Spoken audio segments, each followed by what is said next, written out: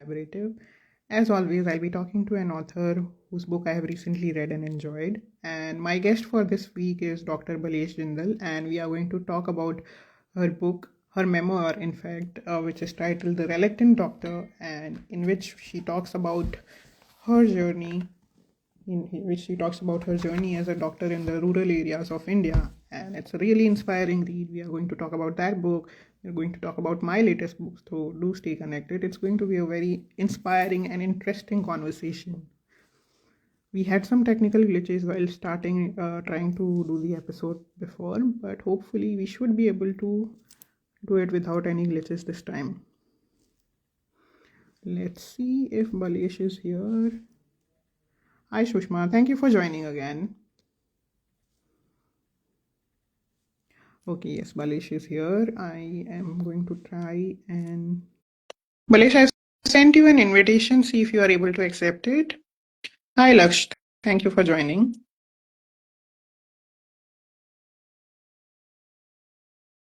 My guest for today is Balesh Jindal, and we are going to talk about her memoir, Reluctant Doctor, and it's going to be a very interesting conversation. Do stay connected.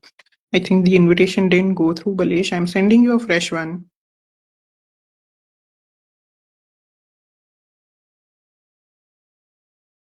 Balesh, I've sent you another invitation. I accepted it. Yes. I am just going to confirm from the audience if they are able to see us or not, because I'm not able to see you. I'm able to hear you, but I can't see you. I know, but earlier it was better. What has happened now? I don't know. You are not able to hear me, see me. What I is the can issue? hear you, but I can see a bit of your face, not the whole of your face. Okay. What has happened? I don't know. Sushma has confirmed that she can see both of us, so I think we'll have to continue like this. So let's continue like this. I Yes. can see a bit of your face and I can't see myself. I can only see myself, so we are going to have to continue with the glitches now. I tried to flip the camera too, but वो नहीं हो रहा है. कोई बात नहीं है, हाँ, we'll manage. I can hear you properly, so we are good to go. Even I can hear you properly. Yes. So before we start the episode, Balesh, please introduce yourself to the audience briefly. Hi everyone who's here. I'm so grateful that you are there to listen to us chat over the book and over Manali's book and my book. And I am a doctor. I'm an artist and an author and a poet. So I have been practicing in a rural area of Delhi for the last 42 years. And the stories and the way the socioeconomic status changed from 1983 since I joined practice till today, it is an eye-opener. And I felt these stories had to be told, so I wrote my book. And I wish that these stories reach to the furthest, maximum people should know about it because very few people, I think, know about these stories. They are eye-opening incidents in it. So I'm happy that you guys are here to hear us talk about them. Yes. And before we dive further into the book, I'm just going to show everyone the cover of the book. It's a beautiful, simple cover where, we see the stethoscope and there's a yellow background and we see the title of the book, The Reluctant Doctor. I really like the byline also, stilettos to stethoscope, which is so true. I mean, you've talked about your transformation from, that elite lifestyle and then how you converted to the simple lifestyle, which was also very inspiring to read about. Thank you. I was unsure of what part of the book I should read out from. And then I was like, let's just talk about why these stories are important because you have dedicated an entire preface to it. True. Yeah. And just in the beginning, you have mentioned why are these stories important. I felt why not read out that only? That should, appeal to the people on why they should go and check out the book and why they should read it. True. So I'm going to start that. The heading of this section is why are these stories important, and it goes, I saw the advent of violence and sex in movies reflected in real life with uncanny accuracy. Almost none of it was ever reported. There are no records of these, but someone has to account for them. As dating became an option, unwanted pregnancies flooded the clinic in the 80s. Someone has to hear the tales of woe of these simple village girls who got churned ruthlessly in the modernization wave. Schoolboys could be seen injecting drugs in their veins every back alley. The lost, the lost lives of these little boys have to be acknowledged, for they didn't know better. The redness or blueness on the face, neck, and abdomen screamed of physical abuse. None of the women would ever admit that they had been beaten. They were silent. These are stories of silence. When the silence is so deafening, it has to be heard. I saw the bride that was pushed into the flames after being doused with kerosene, brought to my clinic with burns so fresh that I saw her clothes fused with her flesh. How do I efface those dying eyes? How do I erase the pain that I saw in them? The cold-blooded murder of six in 1984, when the Indian Prime Minister was assassinated by her guard, happened right before me.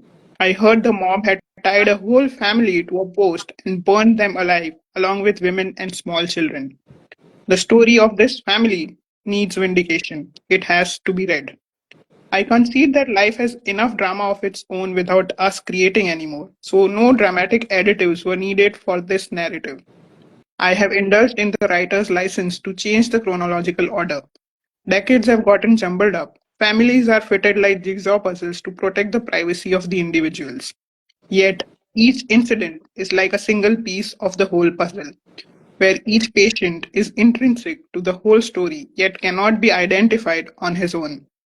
As you go through the memoir, I ask you not to judge me as a person, dissect my personal life, or try to relate any characters to anyone in real life, for that will not be correct. Each incident or person is like a sparrow that has been taken from different summers and different gardens. The complete nest lies only in my mind. Thank you. Thank you. Very well read, Monali. Thank you. And thank you, firstly, for writing such a book and for letting us know of these stories and these people. I mean, some of these, reading about some of these anecdotes and some of the things that your patients had to go through and endure, they gave me goosebumps. And I was very grateful. I suddenly felt grateful for the simple privileges that I had in life. So thank you for that. Thank you. Thank you. That is what the intention was. And it comes through. I mean, reading about these people, you not only feel empathy, you suddenly realize that you are taking your life as granted too. True. True. So, based on my reading, Balesh, I had a few questions related to the book and your writing journey and your doctoring journey. So, would you be kind enough to answer those, please? Sure. So, my actually first question is related to the writing of the book and this genre particularly, because I'm sure there are many people out there who have such anecdotes which they want to share, but they don't know how to do it. So, for someone who is wanting to write a memoir like this, what would be your top three tips and suggestions? Specifically, tell us what they should avoid and how much of personal life that one should involve while writing such a memoir. Yeah, that's a wonderful question because that foxed me too when I started to write. I didn't know where to start from, what to leave, and what to put in the book. Number one, I would say is first you should jot down everything, dump everything on paper and pen or iPad, whatever. Hmm. You should dump everything. You Hmm. have to be so callous with yourself. You can't save any feeling. Like it drains you because the first draft should be write Hmm. everything. That just comes out unfiltered. And then you look back on your family and you think, what is it aimed at? Who is it aimed at, the memoir? That's what I did. So then I decided, once I dumped everything, I decided who was it aimed at, what was my purpose of writing it. So my purpose was to show the population and my patients how they changed over the years. So then I deleted my most personal parts. Okay. First, like consciously, Hmm. I deleted them because this book was not, it's not an autobiography.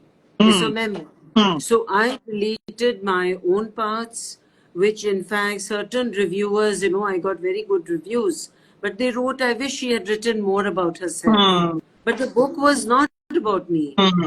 So I deleted my past, especially my family's part.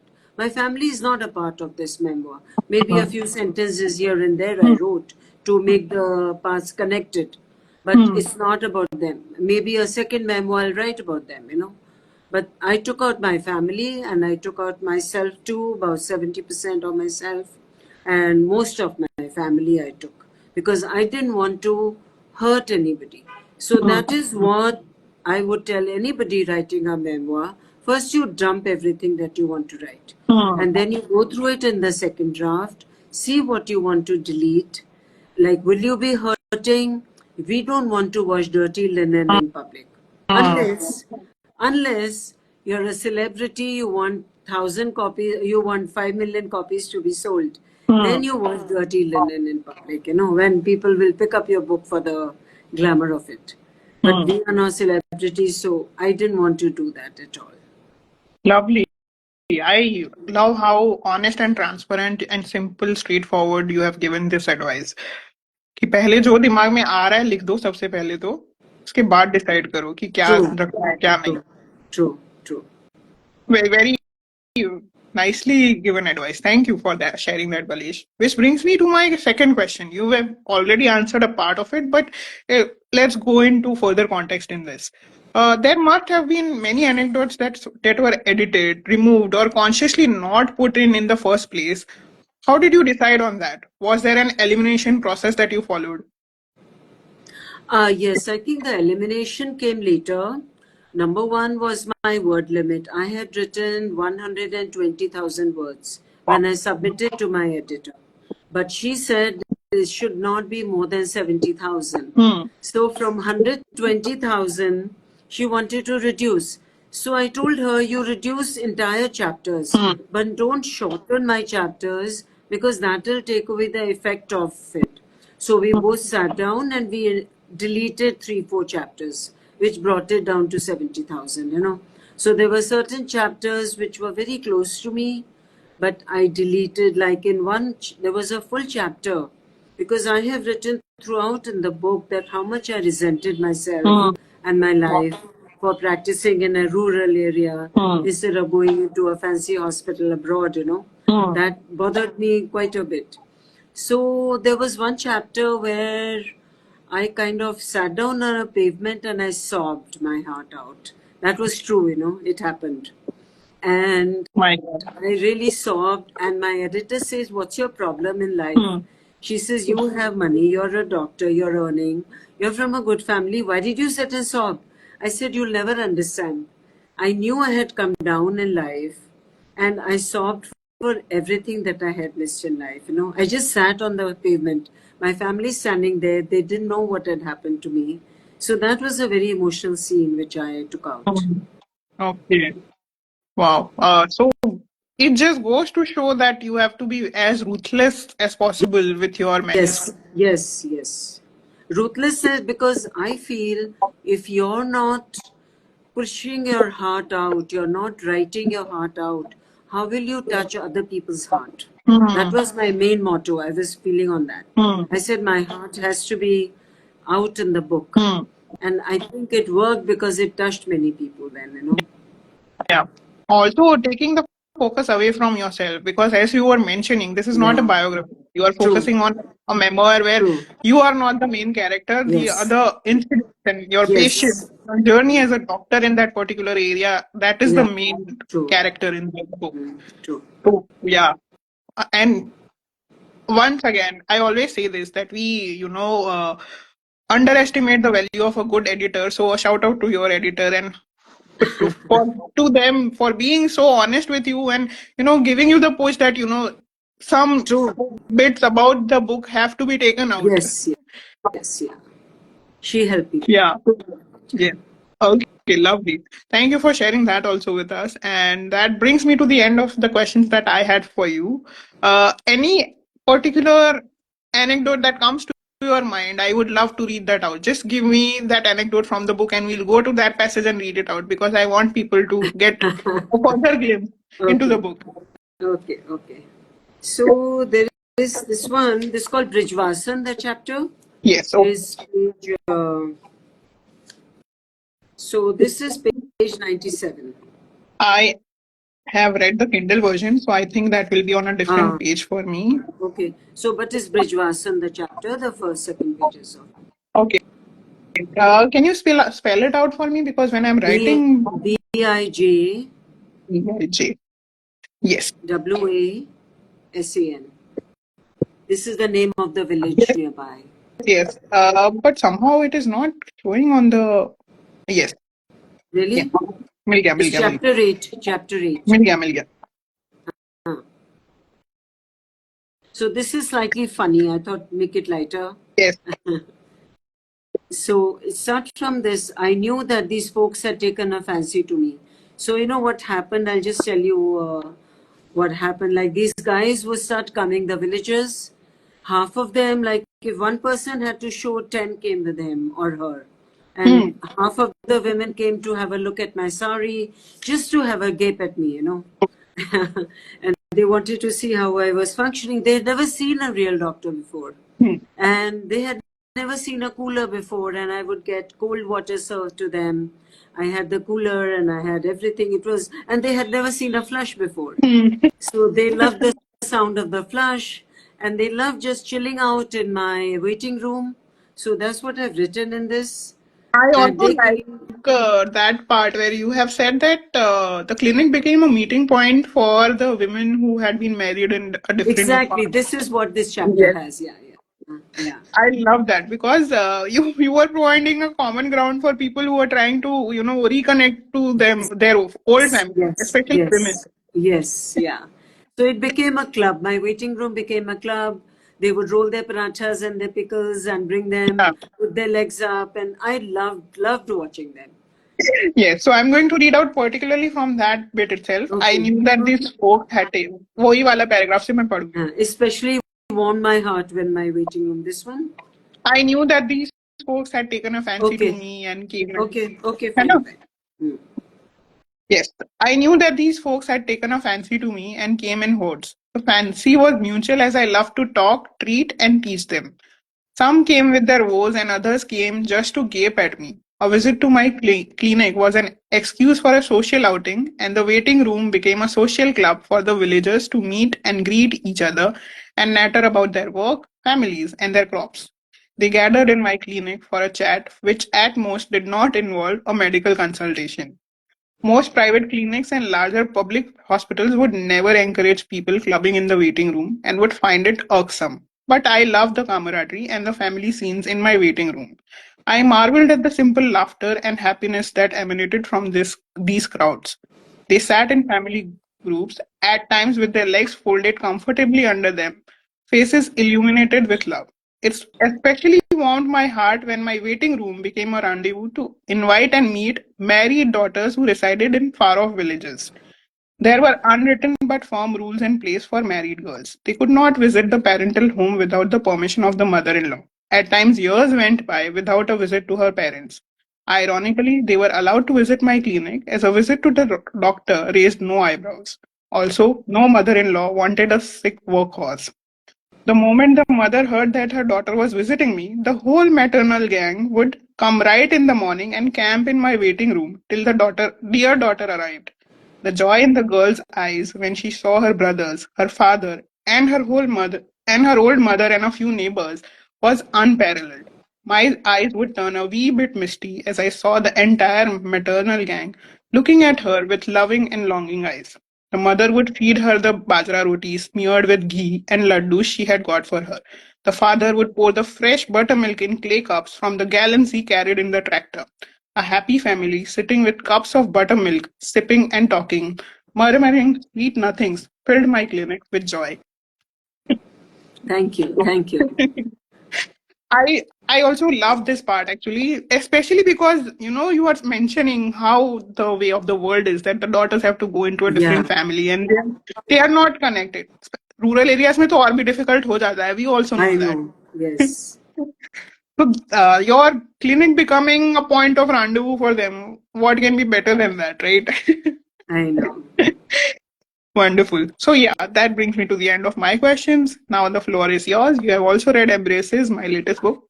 Please. Yes, yes, yes.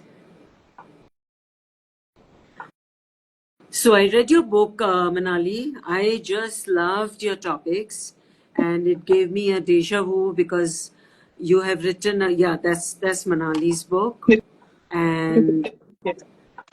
ironically, my first poetry book was called Dear Father. Oh, So I just gravitated, I gravitated to that poem of yours, Dear Father.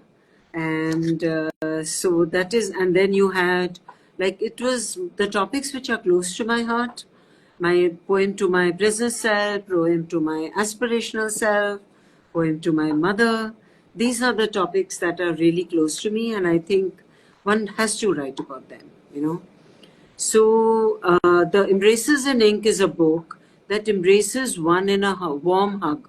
The moment you hold it and you read just one poem, that's what happened to me.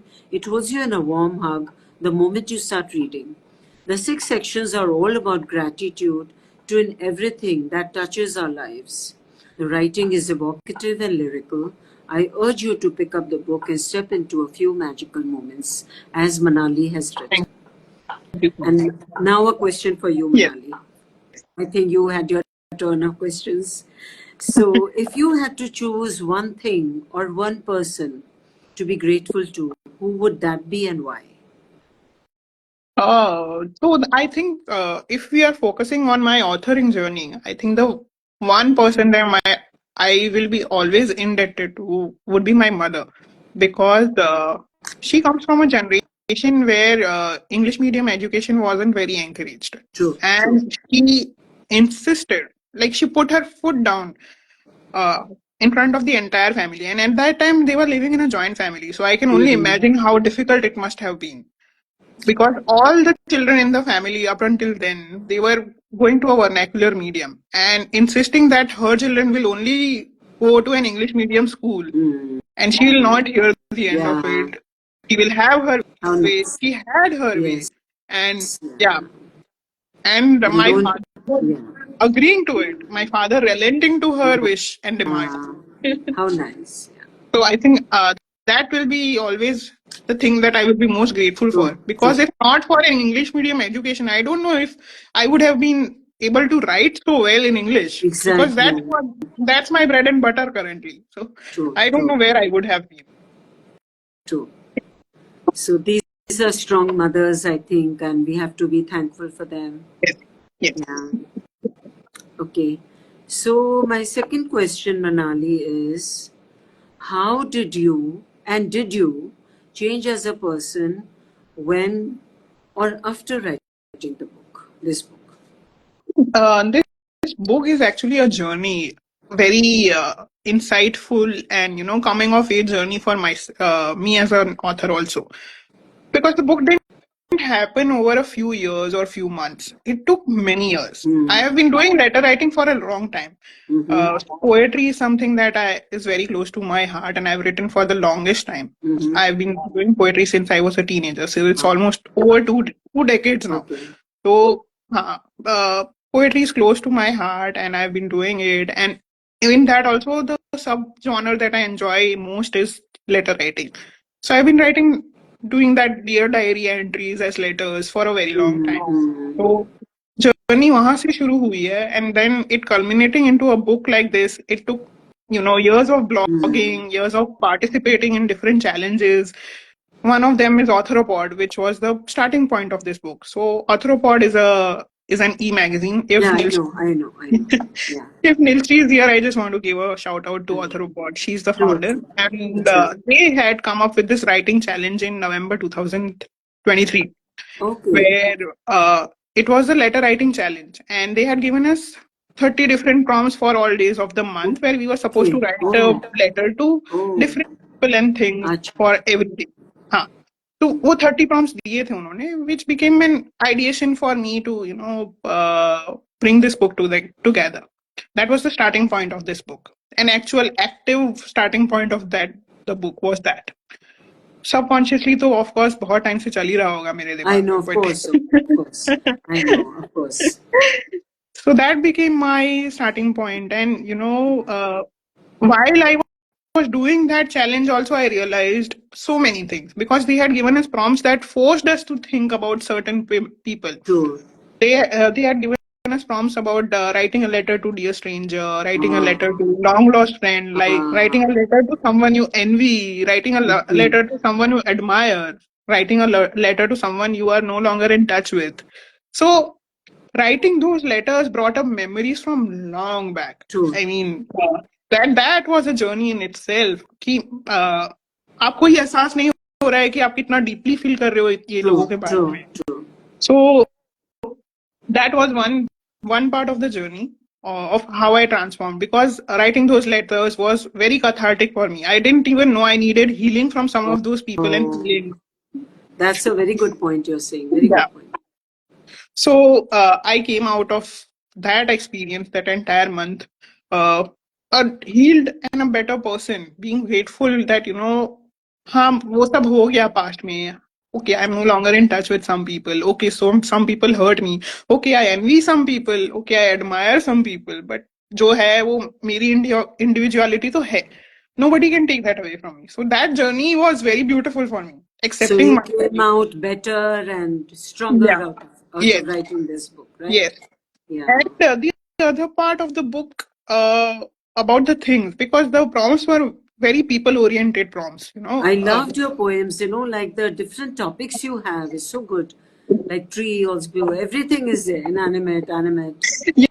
Yes, so the inanimate objects actually came up later, and that was a different journey altogether. क्योंकि बहुत सारी चीजों को हम taken for granted ले लेते हैं यार. For something as simple as curtains, we have never thought कि वो हमें कितना shade और I privacy देते हैं. know. But Yeah, I was surprised. Yeah. yeah, and then the keyboard. I mean, the keyboard we are using for our True, digital work all true. the time, every day. Almost more than 10 plus hours we are using the keyboard. And we are never grateful for You're never. the ease that it provides us for our mode of communication. So, हाँ वो एक second part of the journey हो गया. Feeling grateful for the things that I have, inanimate things that we Yeah. have around us. Not everyone has access to those, but if we have them, our life becomes Yes. easier. Yeah. So So that's yeah. a good thing. Yeah, I'm glad. Yeah, Yeah, so because it was an entire we leap are of really grateful for so many things, but yeah, your book makes us aware of them. yes. So yeah, that it was a very self growth wala journey, I feel. I can imagine. Yeah. So that I think brings us to the next segment, which is the rapid fire round, Balesh. Okay. Are you ready for that? Yes. Or before we move on to that, would you like to read out a poem? I completely forgot about that. Oh Would you yeah, like? I will. I will. I will.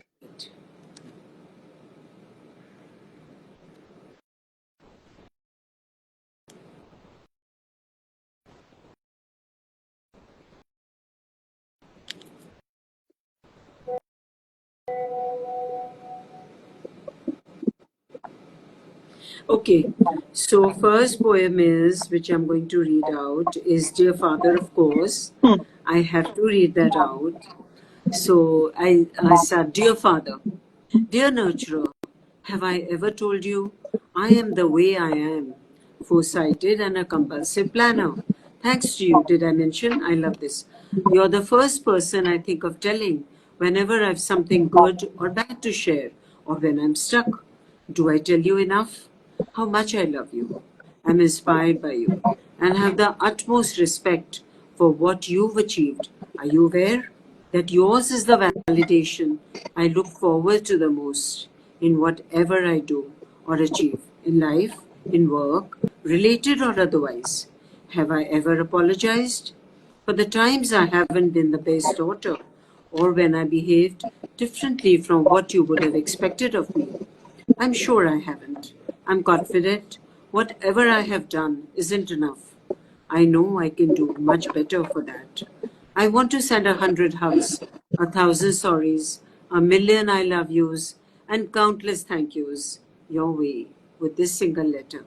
I know it's not enough, but I also know that you know This is the best way I know how to say what I want to. Stay the way you are, love, not always your loving daughter. Thank you. Thank you for reading that out so beautifully. That's a lovely poem, just the what I would want to say too. I also have a Dear Father poem. I'll share it with you later. Please, please do. I would love to see. I'm sure our feelings for our fathers I resonate because know. a lot of your book is also about your father, and Exactly. yeah. Exactly. Okay, let's move on to the rapid fire round, Balesh. How we'll do this is we'll do back and forth. One question I'll ask, one question you ask. Okay. ठीक है, ठीक है. Okay. So my first question to you is: if pen is mightier than the sword, the stethoscope is fill in the blank. Stethoscope is the burrow hole in the body where you can Oh, where you can reach right inside just by putting it on.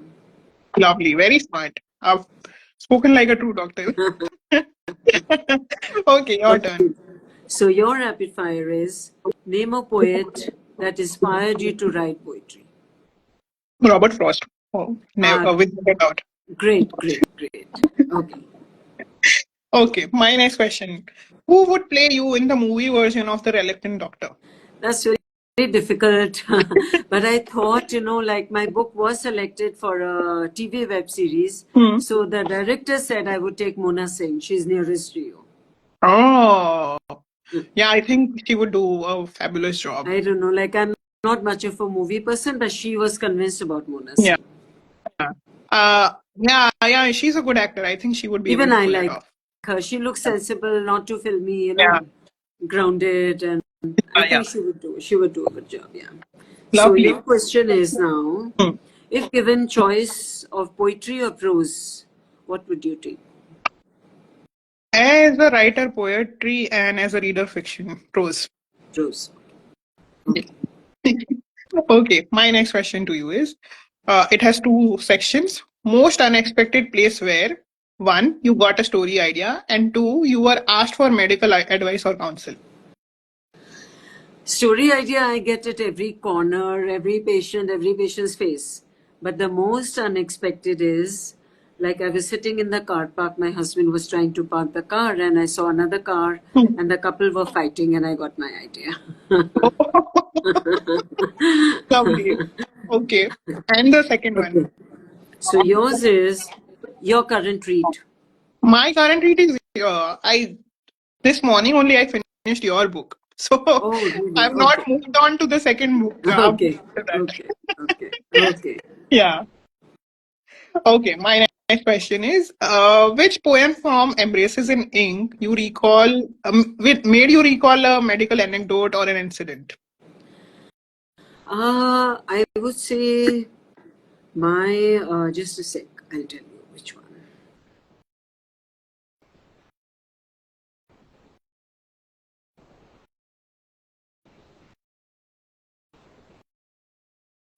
Dear present self. Hmm. And this will come, I even thought this will come in my chapter, The Reluctant Gynecologist, in the Hmm. beginning, because there I was just thrust into being a gynecologist. Hmm. That Hmm. is what I didn't want to do ever. While I Hmm. was doing medicine, I just didn't want to be a gynecologist. I wanted to be a pediatrician. So I was pretty frustrated when everything was thrust on me. A lady even delivered in my waiting room. She came ready Yeah. and she delivered in my waiting room, and I hear the baby's cries. And then I kind of said, where have I got myself into? Hmm. So I think I will put your poem at the beginning of the chapter, Dear Present Self. Lovely. Okay, your turn. So I'll just read a bit of it. Hmm. Dear present self, I see you leading the kind of life you always wanted to, at least on most days.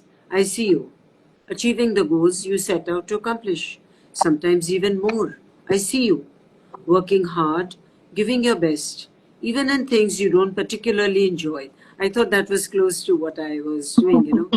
Being a better version of yourself, growing every single day. And I just want to say, it's okay to let things be sometimes. Saying no or letting others handle things is fine. It's okay to not be good at some things. That's what touched me. Not everything is your cup of tea. It's okay to not follow the to do list on days you feel down. Take a break once in a while. It's okay to be vulnerable, weak, and even break down. You can't be strong all the time. Also, I want you to remember, don't be so hard on yourself that you forget to appreciate how far you've come. Don't let the noise of negativity drown out the positive notes. Don't be friendly, forgiving, and accepting of everything and everyone. Don't push yourself to do things for those who know only to take and never give back. Love a true BFF yourself. I thought that really connected with what the things that went on in my mind. Now that you are mentioning the chapter and then you have read out the lines from the poem, I understand why you were able to connect the two. Yeah, your feelings were similar to what I've Yeah, written in very, the. very similar, very Yes. similar. So, Okay, your turn for the question. my turn. Okay. Uh, how has poetry touched your life? But you answered that already. Yeah, uh, I think because poetry was something that I began my writing journey with, and Hmm. when I read the poems that we had in school as students of English literature, Hmm. I think that was the time that I was like, wow, our feelings can be conveyed in such a manner with such Ah, layered metaphors and similes right, also. right, So, right, right. yeah, And it gives you a new respect for yourself. Is that yes, it? yes, Yeah. yes, it does. Okay. Okay. Okay, my last question to you is a poem or poems from Embraces that you would put in the Reluctant Doctor, in which chapter and why? So one is the Dear Father, where I would put that when my father has an accident, the chapter Hmm, where the accident is called the yes, accident. I would put it over there. It just fits in over there. yes, it does. Yes. Okay, lovely. That's the end of my questions. No, I think you have there one is more. one more. I have one question for you. So, what would you pick? A movie date, poetry reading session, a movie, a date, or a poetry reading session? What would you pick out of these three? It really depends on who my company is. Because I know my husband doesn't read, so it would have to be a movie date. But if I'm going with a fellow book lover, it would have to be to a bookstore or poetry reading. Right, right, right. Great. Okay, now we come to the latest segment. In this season, I'm focusing a lot on the theme of gratitude, and since Embraces is also about all about gratitude, I've Yeah. included a new segment which is called the Gratitude Bingo. Balesh, what I'm going to do is I'm going to ask you a few bunch of questions related to gratitude, and you just have to answer in yes or no. At the end of it, we will try to score you based on your how many yeses you have said and how many nos you have said. Okay? Hello? Yeah, yeah. Yes. Okay. I think I lost you for a bit. I hope you Did were you? able to hear what I said. Yes, I heard you. Yes. Okay, okay. So for the first question in the gratitude bingo is you have to answer in yes or no. Okay. The first question is, did a random act of kindness? Did you do a random act of kindness? I mean, I in your would rate it lifetime. 10, Yeah. 10 out of 10. Oh, yes, I have to say. Yes. Yes. Okay. Lovely. Next one. Paid gratitude to an object. Yes. Lovely. Next one. Wrote a gratitude letter. Um, very rarely, though. I can't say no, but I have. Yes. Next one. Said sorry to someone in the last 24 hours. I always keep saying sorry, so yes. Okay, next one. Said thank you to someone in the last 24 hours. Yes. Okay, Only today, next. I think Sushma is here. I said thank you to her. She's joined us. She's here. Hi, Sushmala. And yes, thank you from my side also because you have been through this entire episode with us. Okay, next one. Hugged someone in the last 24 hours. Hugged, no. Hmm, okay. Next one. Said something nice or paid a compliment to someone in the last 24 hours. Yes, yes, yes, yes. Lovely. Sushma, Next one. Sushma again. Sushma again. We spent Okay. a good evening together just before this. Oh, lovely. Next one. Forgave someone who hurt you. No, not in the 24 No, hours. no, no. Doesn't matter. In the recent past. Yes, yes, Okay, next one. Helped someone without any motive or expectations. yes. Lovely. Next one. Gave someone a shout out in the last 24 hours. No. Okay. Next one. Listen to someone with empathy and without judgment. Yes, Lovely. Next one. Spent quiet time alone outside. yes. Great. And the next one is the one where most people, most of my guests are, like I see the color in their eyes changing. So let's see Uh, how you do. Did not complain a whole day. I can't say no. I did complain. I It's did okay. complain right in the morning with my husband. I was cribbing, so I can't say no. Yeah, that one more than 90% people are not able to answer in a yes. Yeah, I know. Because you're always cribbing and complaining. Exactly. Okay, next one. Wrote three things you like about yourself. Not necessarily wrote, but thought also counts. What about myself? Hmm. No, no. Hmm. Self-critical, I see. Hmm. Yeah. Okay, next one. Wrote three things you like about your parents. Today? No, no, in your lifetime or in the Oh, recent yes, past. yes, yes, that's for sure. Yes. Okay, next one. Wrote three things you like about someone you envy. No, I don't envy anyone as such. Wow. Okay, I'm lovely. past Great the attitude. stage of envying. Lovely. Okay, next one. Wrote three things you like about a friend or a colleague. Wrote or said? Wrote, said, thought, everything counts. Said yes, huh? Thought also, yes. Then it's yes. Okay, lovely. Next one. Helped, mentored, or shared knowledge with someone. Yes, yes. Lovely. Next one. Watched the sunset in the past month. Was the? Watched the sunset in the past I month. didn't get that word. That voice cracked a Uh, bit. Watched, you witnessed the sunset in the past Oh, month. oh yeah, of course. Many, many. Okay. Yes. Next one. Observed or appreciated nature and its elements. Yes. That's my job now. Okay, lovely. Next one. Sat in the sunlight in the past week. Yes. Awesome. Next one. Made someone laugh or smile in the last 24 hours. Yes. Great. Next one. Turned or looked at a negative situation in a positive manner. Yes. Right Great. in the morning after my cribbing session, then I said the positive. Lovely. Next one. Did something this month that you have been wanting to do for a long time. Yes. Actually, I had left badminton for a long time because of my backache. So Hmm. yesterday I went and played badminton. That's my love of life. Okay, awesome. I hope you are able to continue doing it regularly. Yes, I really hope so too. Okay, and the last one. Took ownership or responsibility for your mistake. Yes, I will say yes. Okay, lovely. You've done really well. I think you more than 50% में तो आपने हाँ बोला ही है. So, well done.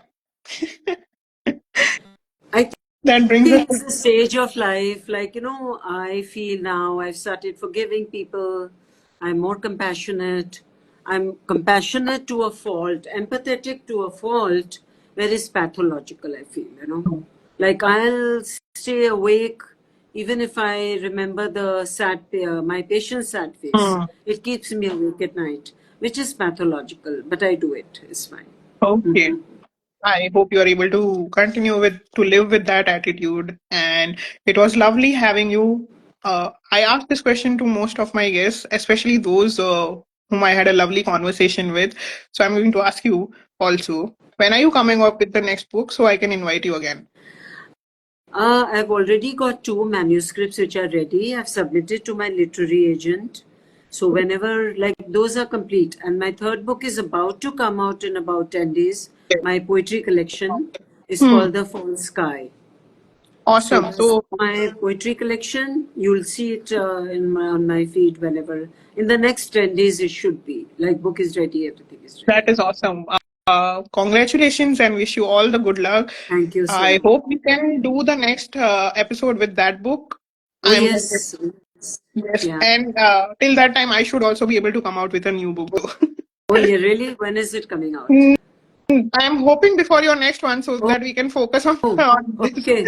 Yeah, let's do it together, of course. Yes. And you're doing So a wonderful job for authors. You know, thank you. authors need this kind of thing. Thank you. I Thank you. really admire you for taking out, making so much effort, you know. Thank you. Thank you so much, Balesh. And it's an absolute pleasure to give back to the community that has given me so much. So Exactly, yeah. That's a I, wonderful thing you're doing. thank you so much. Thank you. And thank you so much for being on the show. I look forward to hosting you again. Have a great weekend. Bye. Thank you for having me. Thank you, everybody who's here. Thanks Yeah. a lot. Thank you, everyone. Bye. Bye.